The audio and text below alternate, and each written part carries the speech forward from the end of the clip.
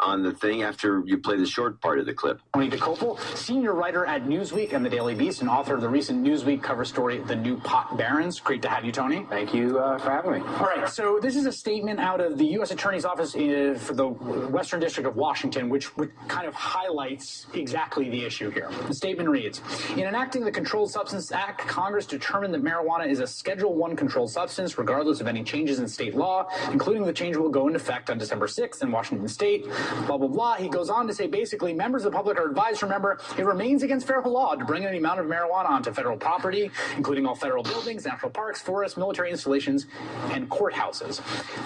This is an indicator, right, of what is going to happen when this titanic clash has been set up between the state of Washington, what its voters have duly chosen, and what the federal government says is illegal. Absolutely. That's either a rogue U.S. attorney or it's a trial balloon from the Obama administration. And I think more likely it's a trial balloon because Obama himself has said, look, I'm the president, but I can't legalize marijuana because Congress has outlawed it. Either way, it is a trial balloon in the sense that it's going to have a chilling effect on the evolution of the industry in Washington. I mean, the governor. It just goes on, doesn't it? Isn't this exciting? Everybody from Oregon ran up to Washington to celebrate today, and so we have to wait for Russ Belville, Radical Russ, to get settled down again to tell us how it went. But I was so excited for the Washingtonians and everybody joining them from all over the world. Very exciting today. So, the following YouTube is for adults, that is, old adults. Today is December 6th, Thursday, 2012. The smoking lamp is lit on the GrandmaNanShow.com at the head shop. Yes, Reefer Radio Cafe is busy today. The geezers and bones are ready with their roaches. The codgers and crones are rolling their reefers. Tetra, Hydro, and Canna, the Banal sisters, are filling their pipes.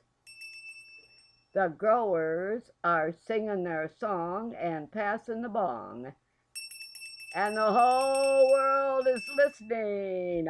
Aloha to everyone from the Internet's International Podcast Radio Network on Hawaii. We're just down the road from the live lava flow. It's the great Grandma Nan Show. It's fall in Hawaii, and this is the great Grandma Nan. I am your social, philosophical, poetic commentator, and today's comment is, what goes around comes around every day. And I'll push the force your way at 4:20 twice a day. Da, da, da, da, da, da.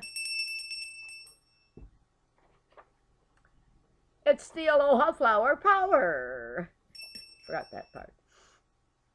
Broadcasting today from the Reefer Radio Cafe on the GrandmaNanShow.com, the Amazon button, the donate button, and the garage sale button are all there for you, along with photos of Puna Gold Reefer, grown by the great grandmother of pot.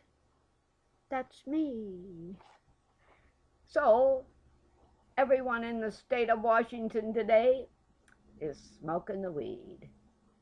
The state is legal. Can you imagine, for recreational drug? Oh my word. I've only been waiting 77 years for the privilege of smoking legal weed. And the furthest I've gotten is the marijuana medical side of it. It's almost sad that I'm not living in Washington because it's too cold over there. That's why I'm still here. Otherwise, I would have been on an airplane over to join the crowd that ran up from Portland to Vancouver. How exciting. Then there are the feds. Nothing's legal with the feds, you know. So they're hanging around waiting to bust people, and you know they're going to because they just can't help themselves.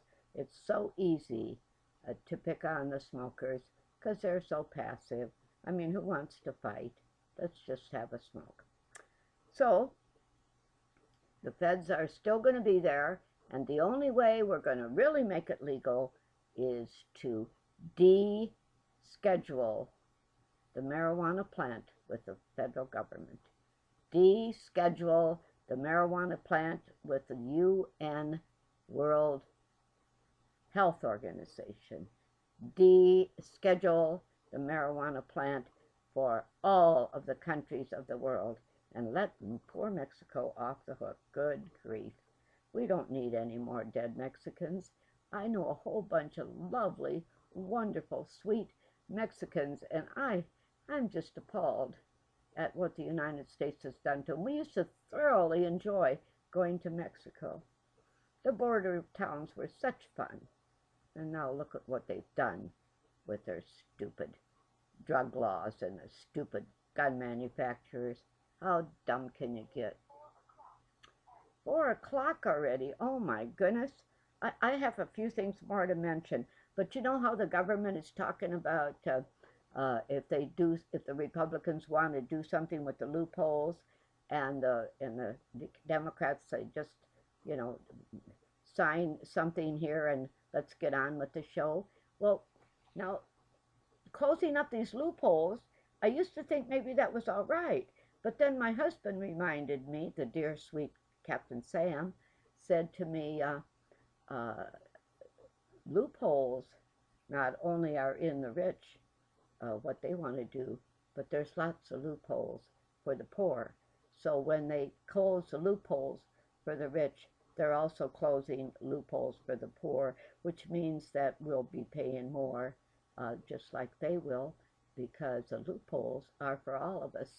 So I wrote this little ditty so you'd remember, loopholes aren't going to work. Closing loopholes aren't going to work. Are you listening? Loopholes belong to everyone. The best things in life are free. Yes, loopholes belong to everyone. They hang there for you and me. So remember that song? June Allison sang it in, what was it, The New Faces of 1953? The loopholes belong to everyone. The best things in life are free. Okay, remember that, huh? We don't want to say yes to loopholes.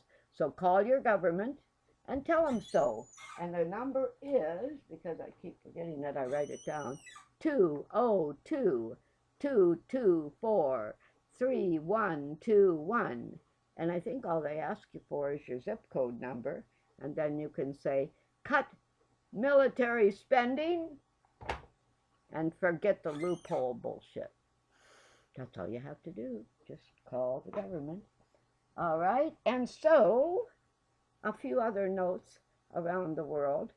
They're talking, Putin's having a bad time, so they're wondering if Putin is done. What happened to Putin? They're running a whole bunch of maybe wag the dogs about Putin. And then there's Jan Brewer. Oh, you know, Putin is the president of Russia, in case some of you weren't paying attention. And Jan Brewer, the governor of Arizona, has disappeared, and everybody's wondering what happened to her and what's she up to. The Mayo Clinic says she was there a couple of days ago or weeks ago or something like that. So we're wondering, is there something wrong with Jan Brewer, or is she getting a facelift? What's going on, Janny girl? Why don't you tell us, huh? And then the world is scared over the possible chemical warfare that some of the countries, or maybe all of the countries around the world, have chemical warfare. So if Syria, for instance, puts up a cloud of chemical warfare, the cloud is going to blow all over the world, and everybody's all worried and all upset about the chemical warfare. And then the funniest thing of all, and I'm going to end with this note, the funniest thing of all is you can see that in Tucson, Arizona, they've opened a dispensary. Now, can't you see? This is so funny, I love it. Can't you see the cartoon of all the cartel Mexicans coming up and standing in line at the Tucson dispensary to get their cookies and brownies and goodies, and then they're going to turn around and go home and crack open a beer and enjoy themselves. All those goodies. Of course, cookies and biscuits and all that doesn't go with beer, so they'll get out the milk. They'll get out the milk and they'll have themselves a cookie and milk back down there with all the heavy-duty cartel guys. But can't you see the lineup out the Tucson door? I mean, it isn't that far from Tucson to the border. I've done it many times, and oh God, I want to get over there and take pictures. So somebody is loose in Tucson and can take a picture of the cartels out the Tucson door of the dispensary and down the road toward the cartel's home in Mexico. Somebody needs to drop that cartoon. I can see it. I'm just, well, I guess maybe I'm too lazy because everybody can draw, right? So there you have it, the news from, I wanted to say Lake Wobegon, but that's not right.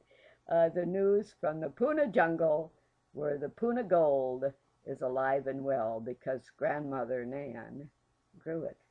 So, see you next time. I want you to make sure that you take care of yourself first, and then that means love yourself first, and then love those that take care of you, and then take care of those that love you, and we'll see you next time.